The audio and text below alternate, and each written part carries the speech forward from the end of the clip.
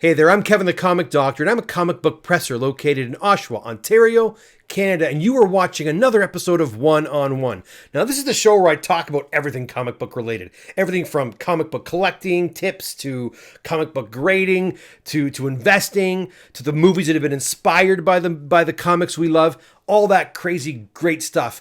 If that sounds like fun to you, then hey, why don't you consider subscribing to the channel, liking the content, and leaving as many comments as humanly possible, because by doing so, you're automatically entered into a draw when I hit 1,000 subscribers for some pretty awesome prizes. Have a look at the information section below for more details on that.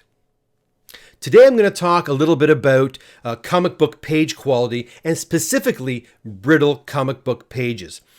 I want to talk about that because recently, just this last weekend, I had a visit from one of my longtime clients, Chris, who was picking up some comic books that had come back from CGC, and there was one book that he thought was a little bit lower in grade than, it should have been. And here's the book right here, a nice copy of Fantastic Four number 12. And you know what? It's a lower grade copy, but nonetheless a pretty sharp copy. Now, Chris thought it was going to come back around a 3.5, and it actually came back right here, a 1.8. Now,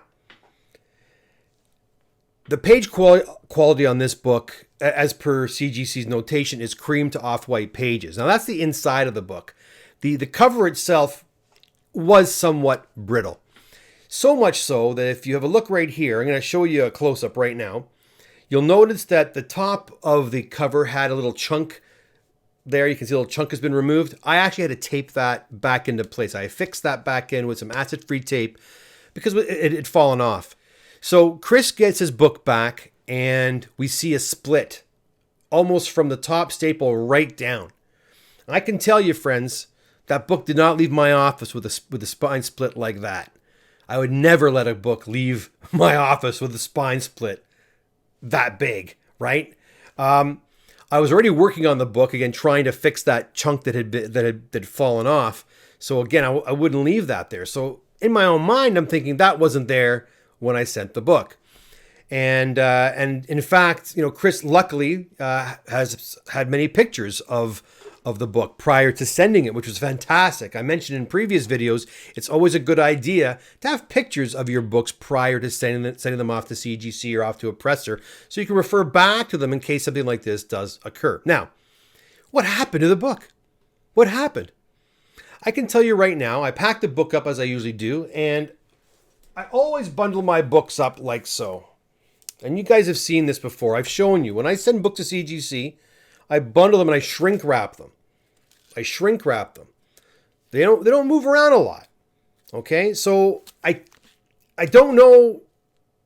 I can't see how that would harm a book. I've been doing this for years. Never an issue. So could the parcel on its way to CGC been hit? Could the book inside of that bundle have shifted? And if so, was that enough to cause the spine to split? I don't know. Or perhaps it was split when it was being unpacked at CGC. Or perhaps it split when the grader pulled it out of the sleeve. I don't know. I really don't.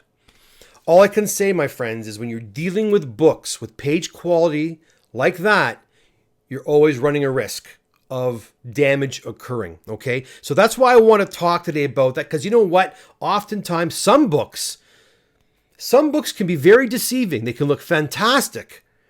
They might present like almost like an 8 or a 9, like a near mint book. But upon further examination, that book could have some really serious page quality problems. And if that's the case, could lead to a nightmare. What the heck causes? What causes a book to brown? And you know what I'm going to do right here? Take a look at this, guys. This here is the Overstreet page quality guide. And you can have a look here, the different quality of page, quality of colors that are associated with page quality. And all the way from white all the way down to brittle. So again, sometimes you might have a book that presents like a near mint book, but when you open it up, it might have a very brittle interior. And again, if that's the case, you might be, you might have some problems in the future with that book. Okay. Again, what causes that? Well, oftentimes it's storage. right? Storage will cause that to happen. And you know what? The aging process, the natural aging process of a comic book. Now, if a comic book is properly stored, we always say dark, cool, environments is the best way to store a comic book. So if a comic book has been stored in an attic where it can be very arid and dry, even though the comics are maybe bagged and boarded and are properly stored, if the air has no humidity in the air, it's going to suck all the moisture out of these books, right? And eventually over time, they will tan and tan and tan. And then with the natural deterioration of the book itself, with the acids that are found in the papers and the inks of the book, you're going to have this happen, right? We all know that comic books were not meant to last, okay? So again, if a comic is stored perfectly, then yeah, it's going to extend its life. And I've seen some books from the 1940s and 50s. I'm actually absolutely shocked at how beautiful the books and the condition of the books are. But I've also seen other ones that have been stored, unfortunately, incorrectly. And yeah, the books might look great, but the pages on the interior are brown and brittle.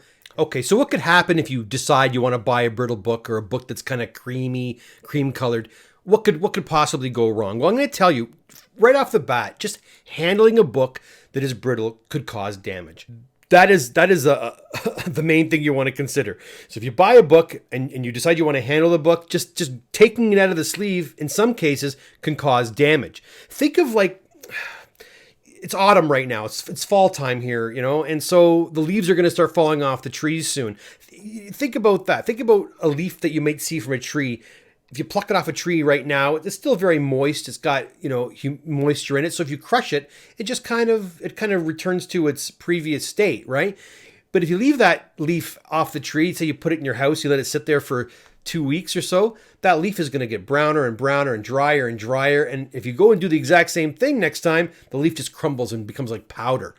The same thing can happen to a book that's that dry. In fact, the Fantastic Four book that I was working on, the top portion of the book, let me show you the book again. I have it right here. The back of the book, as you can see. Can you see that? How it's kind of lighter and then it gets tan towards the edges. The edges of this book were very brittle.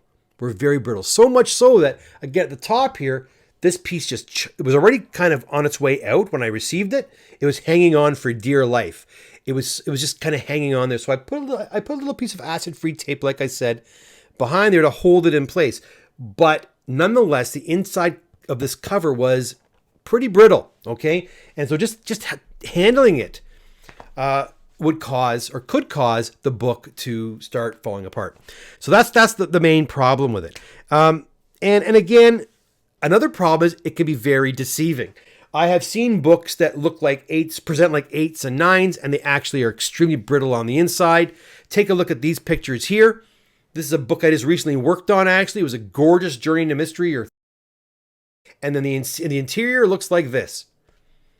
Like, look at that. I mean, again, and this is very common where the center of the book tends to be a little lighter, and as you get towards the edges of the book, it dries out, and you get more of a brown, brittle edge. And again, if you just flick that edge with your finger, like a little flick, it'll actually... It's very crispy. It'll actually kind of flake off. That's a big danger. You want to avoid buying books like that. Now, how do you avoid it? When you're buying books, and I've said this before, inspect your books. Just don't take, oh, it looks great. Don't judge a book by its cover. Take the book off the wall. If it's a wall book, open that sucker up or ask the owner of the book to open it up so you can inspect the inside of the book and make sure the page quality matches what the book looks like. Because oftentimes, again, it can be very deceiving. You're buying a book you think is going to come back a 9 or a 9.2 or a 9.4. You open it up and it's brown. And I've seen it. So just be very careful, okay? I think the main reason I want to talk about this is because, even just a simple... I come on here every week and I talk about, sending books to CGC and what have you. And I honestly, I don't see this very often. This doesn't happen a lot. And I've sent brittle books to CGC. Sometimes older books, they're just even valuable books, like old Batman books or tech books. Sometimes the owner just wants them to get done. In fact, I did a couple of early Wonder Woman books, if you recall, a few months ago, and they were quite brittle, but the owner just wanted them graded. So I'll send brittle books in. But I guess you got to just keep in mind, the more the book is handled, there is more potential for damage. All right. So maybe you just want to consider this. If you've got a book that's brittle, maybe you want to consider not having it graded, maybe not sending it off to be graded. Just keep it in your own, personal collection and let it be, because again, by sending it out, maybe something like that can happen. And there's a spine split there again, guys. It goes from about right there all the way down. And it's a real shame. The book should have been around a 3, I would say.